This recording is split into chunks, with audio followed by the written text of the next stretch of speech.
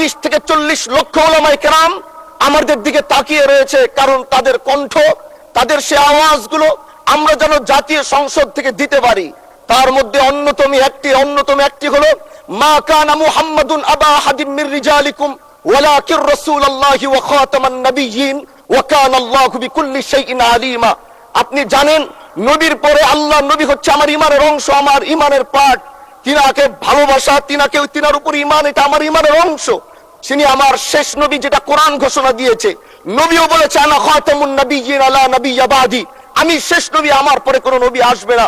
কিন্তু মাননীয় স্পিকার, দুঃখের সাথে বলতে হয়, বাংলাদেশে এরকম একটি পার্ট রয়েছে, যেই পার্টের এক অংশ মানুষ তারা নবীকে অস্বীকার করে, তারা মুসলমান দাবি করে। এবং এই বিষয়ে অনেকের ধারণা আছে, তারা জানে এই আন্দোলন করতে গিয়ে অনেক মুসলমানকে রাস্তায় শহীদ হতে হয়েছে, আন্দোলন করতে হয়েছে। স্বাধীনতার পর থেকে আজও সে আন্দোলন চলছে, কিন্তু আজও পর্যন্ত সেটা পাইনি। আমি মাননীয় প্রধানমন্ত্রীকে বলবো, আপনি বাংলাদেশে একটি ইতিহাস রচনা করে যাবেন। আপনার মাধ্যমে যদি এটা স্বীকৃতি পায়, যারা নবীকে অস্বীকার করে তারা কোনোদিন মুসলমান থাকতে পারে না, এটা আইনের মাধ্যমে, এটা বাংলাদেশের পার্লামেন্ট থেকে ঘোষণা হবে, সেটা আমরা চাই। মাননীয় স্পিকার, আরেকটি কথা, আপনি জানেন আমরা আমাদের নবীকে সবচেয়ে বেশি ভালোবাসি, যিনি আখিরি নবী, যাকে বলা হয়েছে ওয়ামা আরসালনাকা ইল্লা রাহমাতাল লিল আলামিন। আমরা বারবার দেখছি কিছুদিন পর পর কারা যেন কিভাবে এসে আল্লাহ নবীর শানে কটূক্তি করে, নবীকে নিয়ে অশ্লীল ভাষায় গালিগালাজ করে, নবীর শানে কটূক্তি করে।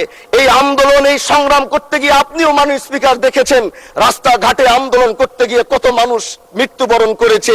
যদি একবার বাংলাদেশের আইনে, কারণ মুসলমান যদি আমাদের বাংলাদেশের পার্সেন্টেজ অনুযায়ী আমাদের অবশ্যই মুসলমানদের সংখ্যা এই দেশে অনেক বেশি।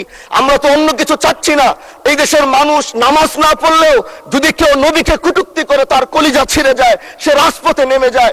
আমি বলবো, যারা নবীকে কটূক্তি করে, নবীর নামে গালিগালাজ করে, এদের মৃত্যুদণ্ড, এই আইনটাও যেন বাংলাদেশের এই সংসদ থেকে পাশ করা হয়।